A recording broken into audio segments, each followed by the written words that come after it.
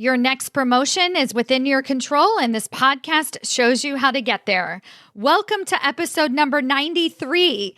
Today's episode, I am interviewing the Sheri Riley. She is the author of Exponential Living. Stop spending 100% of your time on 10% of who you are. She is a motivational speaker and an incredible human being, and we have a really upfront and candid conversation about how you can start to live an exponential life. We also talk about how we can be better allies and represent women of color when talking about diversity, and why you should eliminate "I don't know" from your vocabulary. This is an action-packed episode. You're going to want to listen to every single minute of it. So let's get started. Welcome to Maximize Your Career with Stacy Mayer, a podcast about achieving your career goals while also being yourself.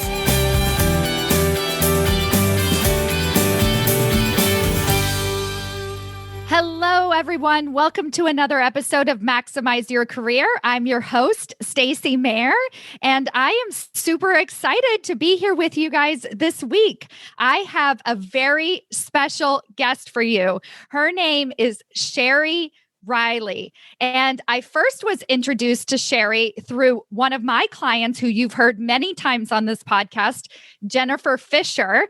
And Jennifer had Sheri come into her organization and give a talk to her, I think their Fem Power group or something like that. I thought it was such a great name. And then, lucky for me, I received an autographed copy of Sheri's book in the mail. And I was like, oh my gosh, this woman is absolutely incredible. I need to have her on my podcast. And you guys are going to get so much out of today's conversation. I cannot wait to share this with you. So let me just give you a more formal introduction of Sheri, and then we're going to dive right in. Sheri Riley spent 20 years creating marketing strategies for Usher, TLC, Toni Braxton, the Coca-Cola Company, Converse, Nike, NBA, Warner Media, and now serves as an empowerment speaker and life strategist. She works with celebrities, athletes, entrepreneurs, corporate executives, and all around busy individuals to make choices that lead to less stress, better clarity, and a more fulfilling life. She is also the author of Exponential Living. Stop spending 100% of your time on 10% of who you are. Sheri, thank you so much for being here with us today.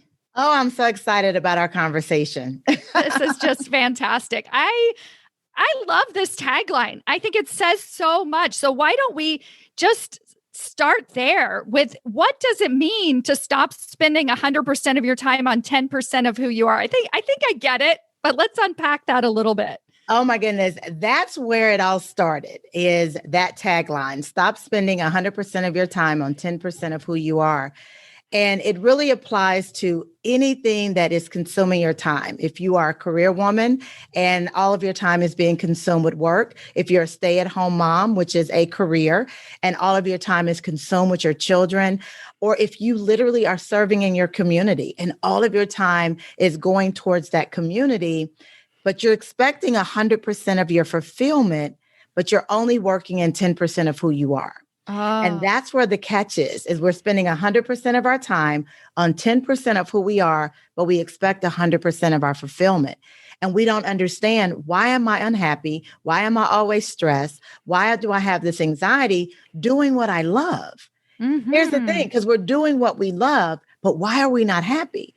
And that's where the 100%, spending 100% of your time on 10% of who you are was birthed, is that I realized I was only living in the 10% of who I was. There was so much more of me that I just wasn't exploring. And then as I began to uncover that truth for myself, I realized I wasn't the only one. I wasn't the anomaly. That literally was the truth for so many people. And it almost didn't make the subtitle. If I could tell a quick story. Yes, tell us. I love these behind the scenes. my publisher, my editor, completely, my agent hated the name Exponential Living. Stop spending 100% of your time on 10% of who you are. One, Nobody can say exponential is what their concern was.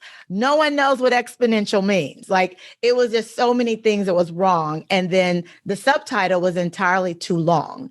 And so I went to a book title specialist, spent money. And at the end of it, he said, you know what? This title breaks all the rules, but I can't come up with anything better. Like this is literally the best thing. So it was about a year and a half of this whole process. And when I was signed with Penguin Random House, the agent was like, my editor was like, we need to change it. But I was like, look, I've already gone through that process. I'm putting my foot down. This is the title. We are literally at the place of printing. And I get a call from my editor and says, the head of sales wants the title changed. The title will not work. Now, being that I had a background in marketing and sales, I understood you don't want your sales team not supporting your book. Right. Like you want them to be completely bought in. So when they said the head of sales was like, we can't work with this title, it was on a Friday. And I said, you know what? Let me fly to New York. I want to meet with the head of sales and let me explain, like, let them hear from me why this is the title. So we agreed that I would fly in the following week. This was on a Friday. Monday morning, I get a call from my agent and they said, guess what? Everything is fine. We're not changing the title. And I'm like, okay, what happened between Friday and Monday? You happened. I hadn't went up there yet, right? Oh, that's true. That's right. true. I hadn't went up there yet. What happened was the head of sales had the book on the kitchen table, like he always does when he has his books that he's about to work. His wife saw the title, sat down and began reading the book. Oh. Ask her, he said, I have books here all the time. Like, what made you, like, you don't do that. And she said, the title stopped me in my tracks. And that's how he called on Monday and said, look, I've been doing this for 20 years. My wife sees books on the kitchen table all the time. She never stops and literally is dumbfounded in a way that she has to start reading the book.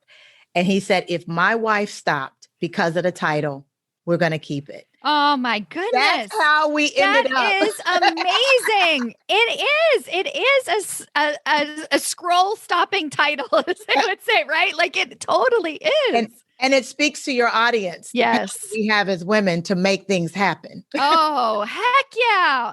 And I was listening to your story and at the point of writing this book, so you've had an incredible career journey where you were living in that 10%. I mean, this is your life, right? And you realize that, and we can talk a little bit more about what you experienced, because certainly on the surface, like if I'm going to link to Sheri's Instagram, and she does a lot, like her Instagram page is fantastic and she'll do like what's happening in her life today. But then she also shows really cool people of famous people that she's known, throughout her career, right? So you kind of look at that, you're like, oh, she's amazing. She had this in her 20s, right? Like she's fantastic, incredible career and everything, but you weren't living exponentially, right? And so at the point of writing this book, it seems like that obviously you had some transformation. You walk the talk, right? And the way you describe that story, to me, it feels like exponentially living. You showed up not out of that fear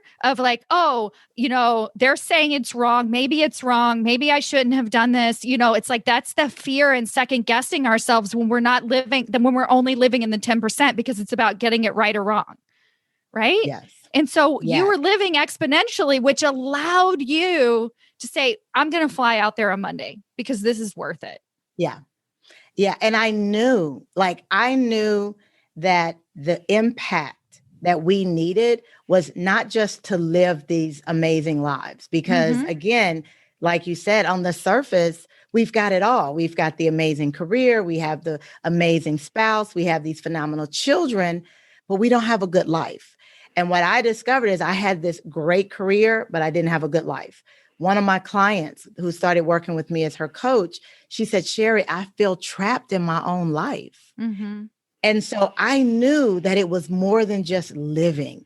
I knew that I wanted to experience exponential. Like I needed the exponential living.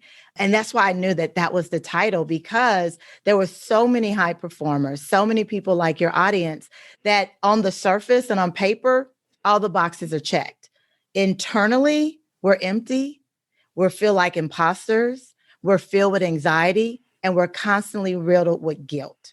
Mm-hmm. And I knew that there was more to life than that. I just knew that there was more of me being in a place of peace and clarity and courage to really live this exponential life. And so I was happy that there was more women out there like me. Yeah, for sure. I mean, it's like we want more out of life. And so actually this is a great transition, is that I have some women who are listening who really desire more out of life, but because their family, like success isn't everything to them, right? So their 10% kind of is their family, right? They're Absolutely. 10%. And so they're willing to spend their focus and their energy on that level of happiness and feeling fulfilled in that area. And so then therefore they don't raise their hand for the promotions, even though they do have that high achiever, they are a high performer. But at some point, especially you get midway through your career, you're like, it's not all about the career.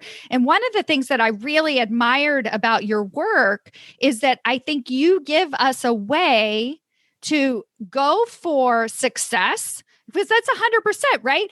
Go for success, have the success, get the promotion, be able to make a bigger impact at your organization, and be there for your family, and eat healthy, and take care of ourselves. Yes. Yeah. And Can you talk about that? Yeah. You said the key word. It's those three letters, A-N-D. Mm-hmm. And I always come from a place of and. And with that, it's stop trying to balance your life. That in the first 68 pages of the book, I talk about balance is a myth. Because that's where the guilt comes in. Because the reality is right now I'm doing this interview with you. I can't go pick my daughter up from volleyball practice. Balance says I could do both. I could do that and I could do this. Okay. Yeah. That's not realistic. Now, the reality is I need to have this conversation with you, and my daughter needs to get picked up. Full life integration means that I have the ability to coordinate to make sure she gets picked up and make sure I have this interview. And so when we remove this idea of balance, I have to make it all happen. And we change that into full life integration. I need to make sure that these things are happening, but I don't have to do it. So one, make sure that you have a solid village. As women, we need to have a solid village, whether it's parents, in-laws, friends, colleagues.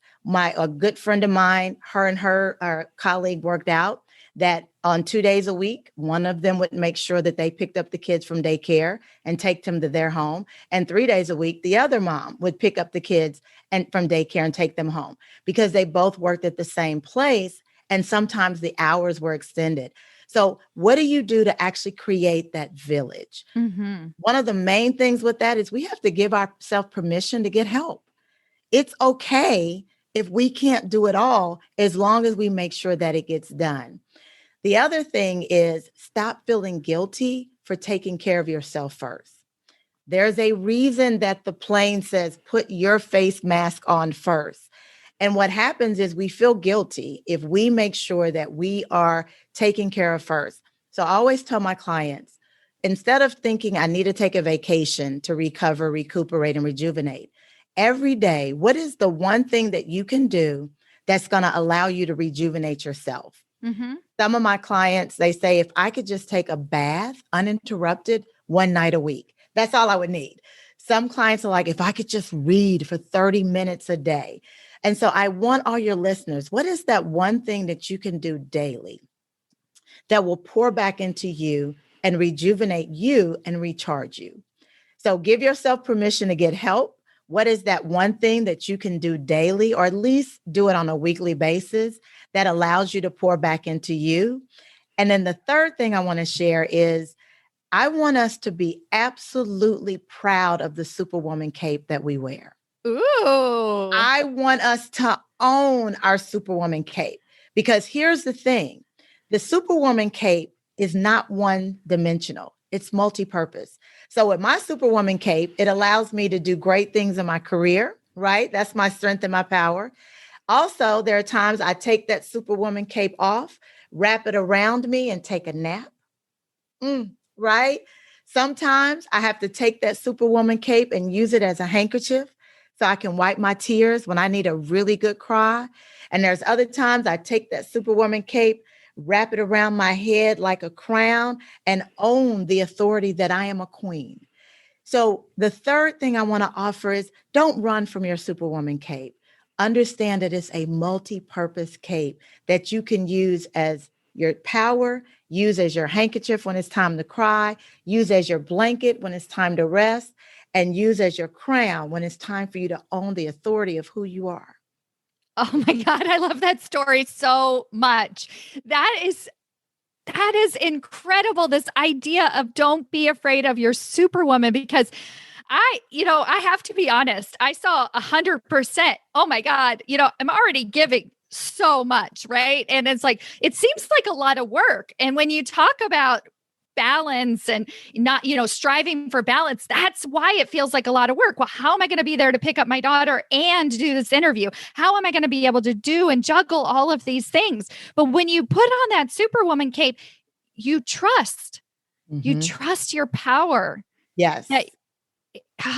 And you so empower your impactful. village, and a lot of single women or women who have husbands that their career is their 100%. So they feel like they're raising their children and managing the home as a single parent, even though they have a spouse.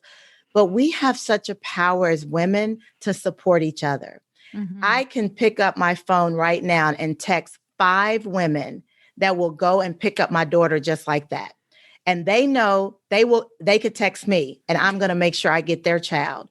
I have a village. And one of the things that we have to do as career women is when we create that village, and not just for our children, who are the women that you can go to that when you need a good cry, they're going to let you cry. They're not going to ask any questions. And then they're going to say, okay, you're good. Get back out there. You got to have that support system. You've got to have the support system that will allow you to just be you and all your flaws, and they will love you all the same. So I have friends that I can just be butt naked raw with, and they're like, that's just Sheri. They pay me no attention. I have friends that will allow me to cry, and I will wipe my tears and get on the phone with a professional athlete and handle my business, run my corporate board meetings. We have to have that village. And I think a lot of times we suffer in a silo, right? We think that we can't show anyone our vulnerabilities. We just have to be intentional with who are those people in our village that allows us to get the different things. And the last thing I'll say with that is we have to also know that we can't get everything from one person. Can I say that again? Yeah. We can't get everything from one person. So I make sure that I have people in my community that I can strategize with business. I have spiritual people in my community that we can talk about the word of God and talk about our relationship and our prayer time. There's people in my community that I can literally just go crazy with and go have a girls' trip, and whatever happens on the girls' trip stays on the girls' trip. But we can't get everything from one person. And so when we are intentional about our village, and it may just be 2 or 3 people, right? But we have to make sure that we have that village around us. And that's where the and is. Then you won't have the concern of how do I go after this promotion? And the other part of that is when we get the promotion, believing that we are actually qualified for the position. I have the other side of that is not just those women who won't go after the promotion because they don't know how to figure it out, but I also have the women who get the promotion and then suffer with imposter syndrome, or they suffer with, am I qualified? Right. Oh my God, if I make a mistake. And so a lot of my clients, I work with them after they get the promotion so that they can truly learn how to own their power, own their greatness.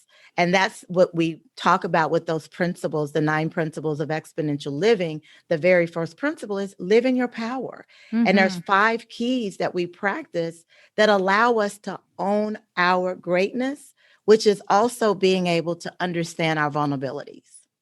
One of the things that I've really noticed from a lot of, in particular, the Black leaders that I interview for my podcast is there is this idea of stepping into owning their power. And I wonder if there's some connection that you might be able to speak to in this level of feeling like you have to be everything for everyone. And then also being a little bit afraid of owning your power. And I noticed from like what I always ask, what's your secret to success? And I swear every single Black leader that I have on here says, I finally learned how to own my power. Yes. I felt like I really became my authentic self at work. Can you talk about that a little bit? What does that mean? It is. Thank you so much. I so appreciate your intuitiveness to even ask the question, because one is having the platform like this where we can just share honestly what that is and have an audience that really wants to hear so that their allyship is really authentic and helpful and impactful. Because as a Black woman, you're taught to be the absolute best, but you're also taught being your absolute best will also be threatening to people. Yes. Right. And so you grow up as a Black child getting all A's, but making sure that your white friends don't feel intimidated because you're valedictorian. And that's been my story. I've always been the best, but I've always had to, and to be very honest, it ends up being where you have to minimize who and what you are so others won't feel insecure around you. And so you think about your growing up and you hear your parents say, be everything you could be. But then when you get in certain environments, your parents are also saying, don't show too much, because the more you show, the more likely you are to have an attack against you in some way, subtle or overt. So now you take that growing up, right? And you hear these mixed messages, and then you become the leader in the company, or you become the boss, or you become the person others report to. And you've lived your whole life being the best, but minimizing who you are, being the best, but minimizing who you are. And so it's so liberating for a Black woman to be able to be authentically who she is with no excuse. But here's the value in that is when you have a community of women of other colors, white women, Hispanic women, a mix that understand as an ally, a Black woman being the best that she is doesn't minimize who you are. So you don't have to have this dichotomy, or when you see a Black woman minimizing who she is, the allyship is, no, don't do that. You are the leader. You are the one who, it's that literally that verbal support that says you don't have to minimize who you are. I get it.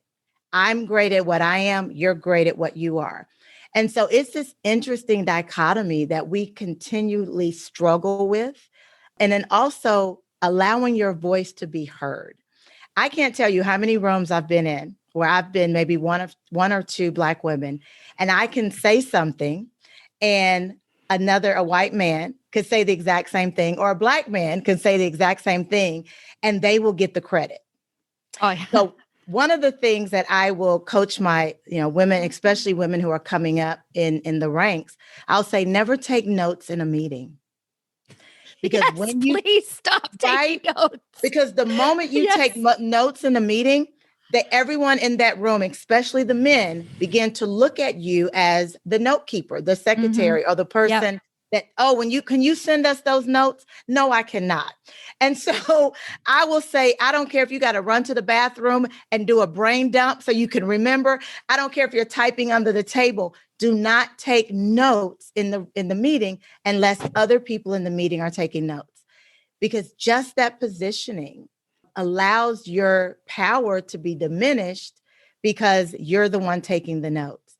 So it's a very interesting dichotomy, but I will tell you, when you get to that place where you just own your voice, own your greatness, and still be able, again, living in the and, still be able to allow people to see the vulnerability in you, to understand that you are just as vulnerable as they are, but you are still powerful in your own right.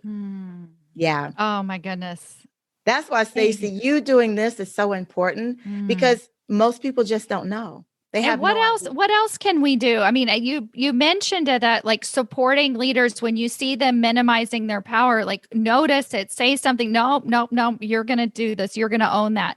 What are other things that we can do as leaders to really be better allies? Understanding that diversity is inclusive of Black women.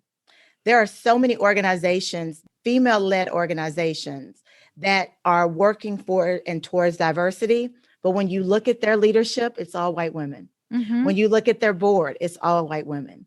When you look at the opportunities that they're positioning themselves for, the gateway is white women. And Mm-hmm. so understanding that diversity, true diversity, is women of color as well. And I've had this conversation with a lot of women-led organizations that are focused on making a difference for women. And I'll go, but where's women of color on your board? Where's Mm-hmm. women of color in your advertisement? Where's women of color in your leadership? So that would be such a big gateway of opportunity to really bridge that gap in the allyship, is recognizing that you have to also speak to and represent with women of color when you're talking about diversity. Absolutely. I have gone through this transformation this last year in my business and just making such a commitment to really bring in Black women and help them feel welcome, and then understand that the challenges that they're facing are not the same as the white women in our groups. And Yes. and that's why I ask these questions, because I'm trying to learn and I'm trying to understand, and I want to be the best ally that I can be. And I completely agree with you that it has really been very eye-opening for me. And it gives me And goosebumps, and you it's said so something very important when mhm, you said that the differences, because I think that's probably the third thing I would say is there are mhm, differences, mhm. and that's okay. Yeah. Because the level of responsibility that Black women have, I mean, we literally carry a community. One of my clients, the white woman was my actual client, but her colleague was a Black woman who had just gotten promoted. And she was sharing with me this aha moment, because when they were colleagues, when they were peers, she never really understood the level of responsibility outside of the job that her colleague had until she became her boss.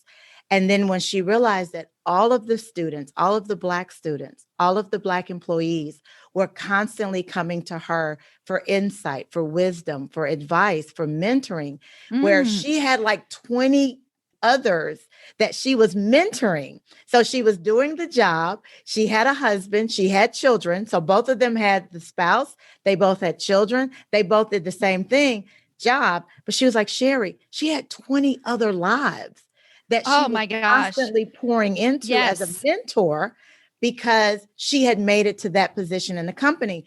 She said, Sheri, I've never had anybody ask me anything. Yeah, I know. Oh. But it's because we as Black women, we have the community that Mhm. we also feel responsible for.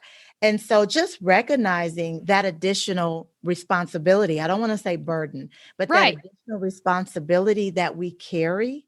And I'll say this, that one of my clients, she's recently been promoted to general manager. And one of her biggest concerns in this new role is, how does she communicate when it's negative information and not be considered the angry Black woman? Yeah.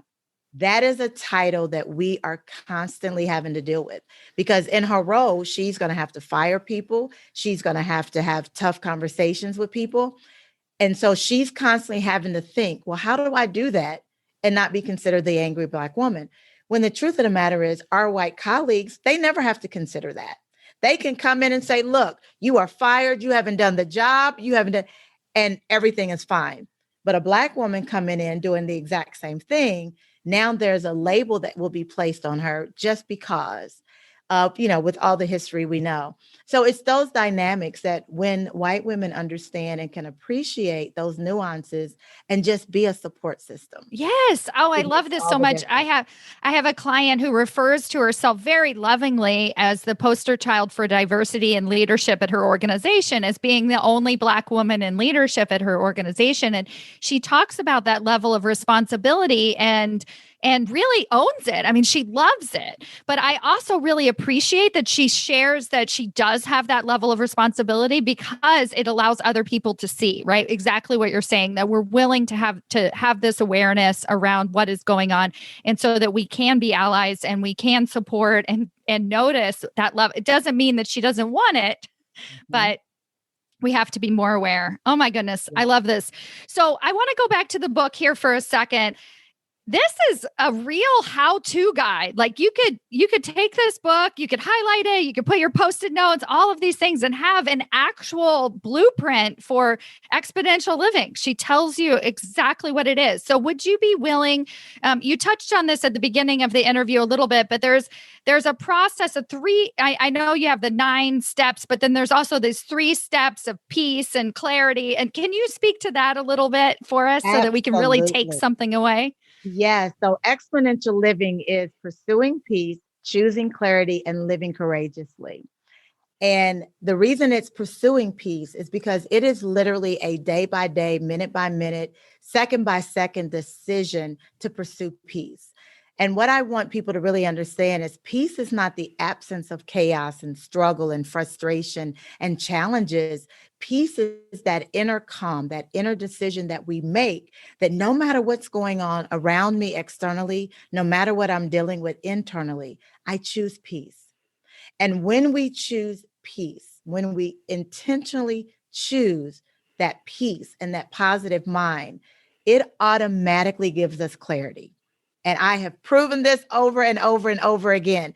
When you allow yourself to get in that place of peace, you're able to get clarity. And when you put peace and clarity together, you have the courage to do anything.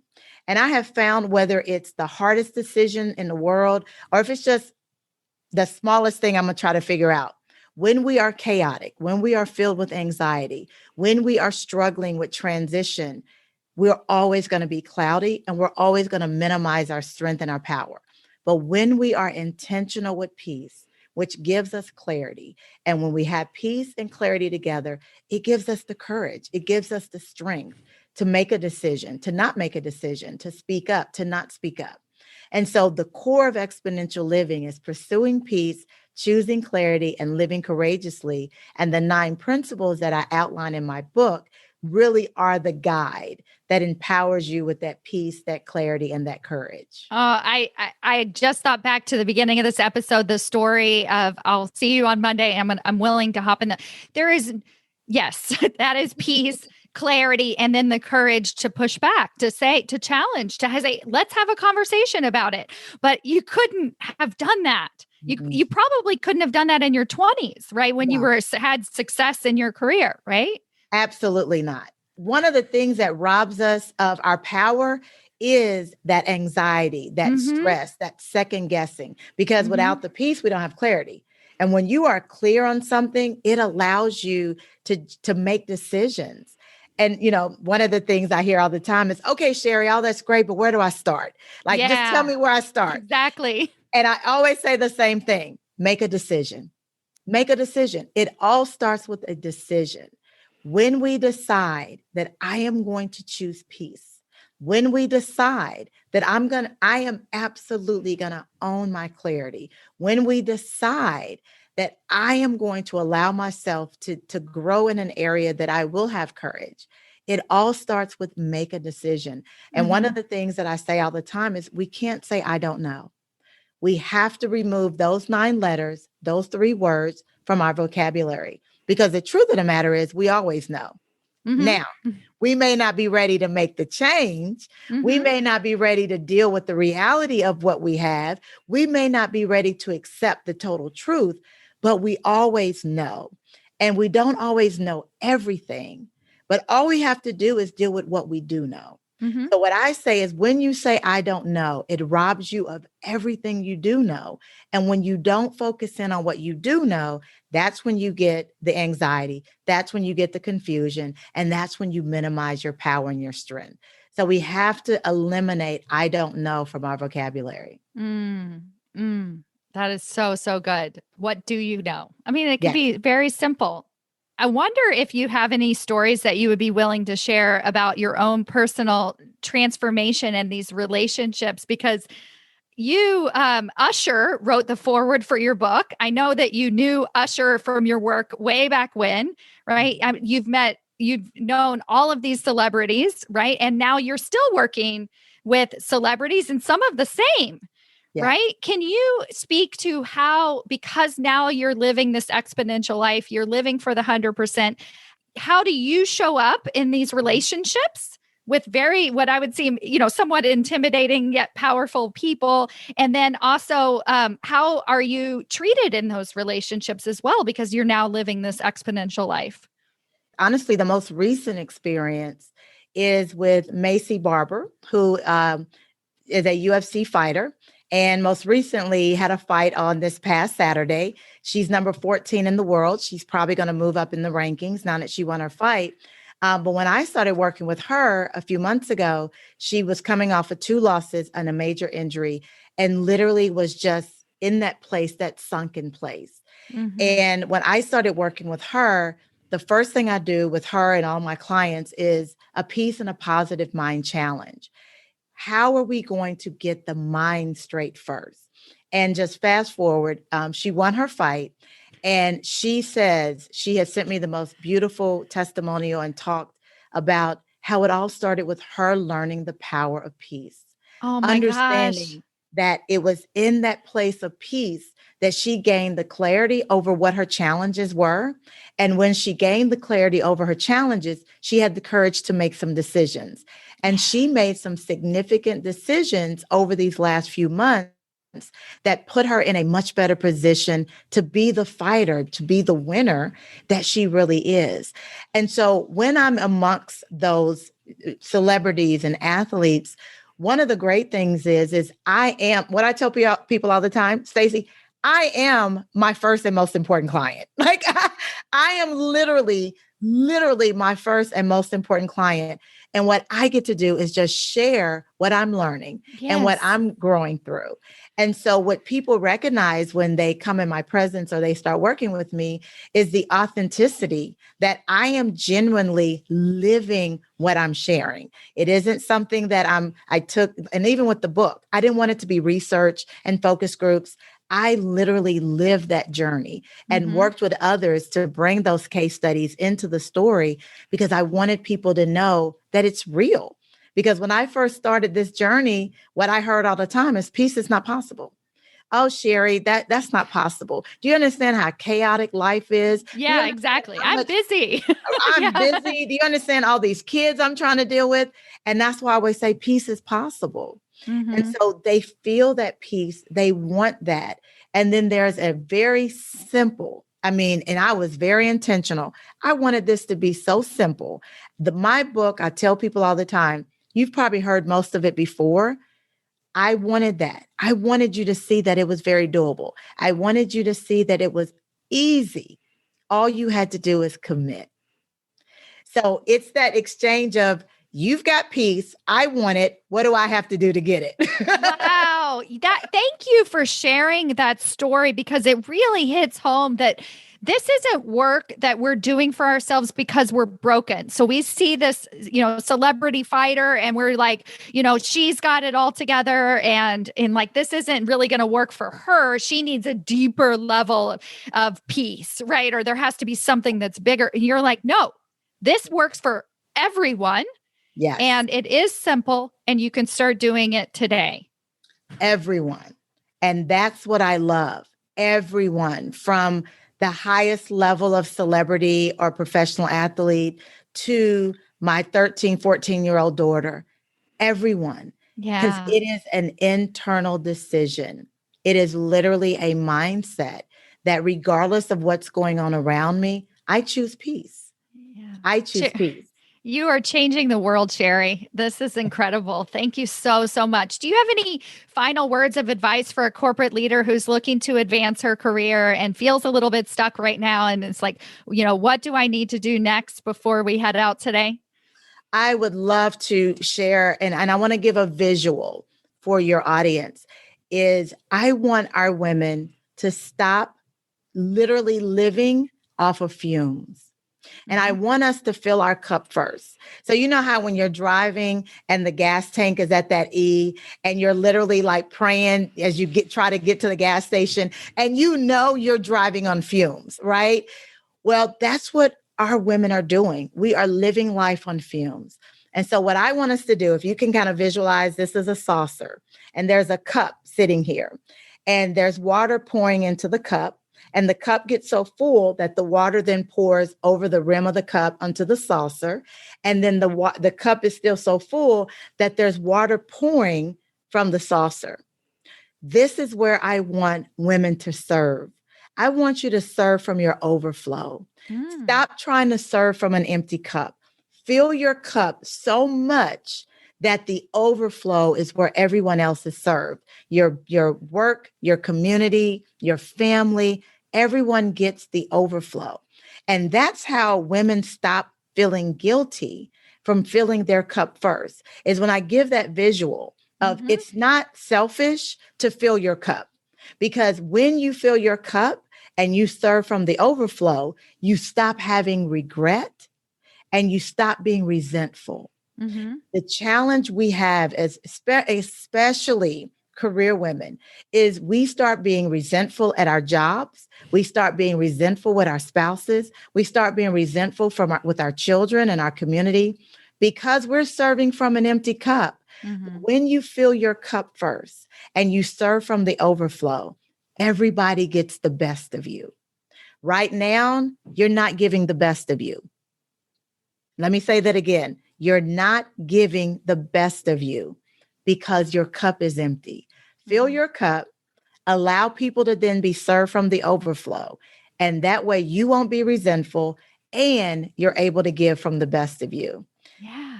That's how we live in the and. Oh my gosh. I just had this like second level visual here, which is that when we're trying to go for a promotion, and the reason that we have this disconnect is because we're doing it from this empty cup. Yes. and we're pushing harder and we're like, that's not us. And this feels very disconnected. And so like, I don't want to do that. So then you just sort of like stop. You stop doing it. And rather than what you're saying is, how can I fill my cup? And you've given us so many great ideas today for how we can start to fill our own cup. And you've given us permission to really do both. It's this idea of like, okay, I literally can see this cup starting to get fuller and fuller, and I'm still showing up at work. I'm letting go of the resentment.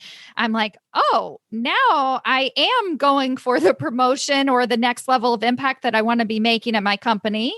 Yes. But yet I also feel better, right? I'm more aligned. My cup does feel more or fuller. And be intentional with your time. When I know I have a busy day, like my daughter, she just came down, we're all working from home. She just came down the steps. She saw that I'm doing something. The moment we finish, I will shut down and I'm going to go say hello. I'm going to spend lunch with her and then I'll come back to work. Be very intentional with your time. In my calendar, Stacy, I literally have an alert that goes off every day. And it says, what can you do today to be in Dominique's world? That's my daughter. Every day I make sure, it may be as small as when we finish, I'm going to go have lunch with her. It may be as big as planning a whole weekend with her and her friends to spend the night at the home. But every day in my calendar, I have an alert. Be intentional. Every day I have an alert. What are you and your husband going to do today? It may be surprising him with a kiss. It may be being grown. It's an adult show. It may be going for a walk with him when he walks the dog, but every day there's intention about what I'm going to do with my husband. Now, here's the whole point in that. If it's in your calendar, that's exponential living, because every day There's something I do for me, something I do with my daughter, something I do with my mom, something I do with my husband. And then I also give my time at work. And so the whole idea of I don't have enough time. No, you have enough time. What are you doing with the time that you have? 5 minutes, 10 minutes, 15 minutes. Sometimes it's all you've got to take, but you've got to put it in your calendar. If you don't put it in your calendar, you won't do it. Put it in your calendar every day. Yep. I'm going to do that. I'm going to do that. Oh, that is so, so good. So Sheri, how can we find you if we want to learn more about you and your work? Yes. So my website to learn more about me is Sheri Riley, SheriRiley.com. That's also my Instagram, as well as my YouTube page, as well as my LinkedIn. And then for autographed copies of my book, you can buy the ebook, the audiobook, and the hardcover anywhere books are sold. But also you can get an autographed copy at peaceisthenewsuccess.com. peaceisthenewsuccess.com. That's where you can get autographed copies. Ah, yes. This is the message that you had for me, actually. Yes, I'm glad to see that. Peace is the new success. Sheri Riley, thank you so much for being here with us today. I so appreciate it. Thank you. I appreciate the opportunity to share with you and your audience.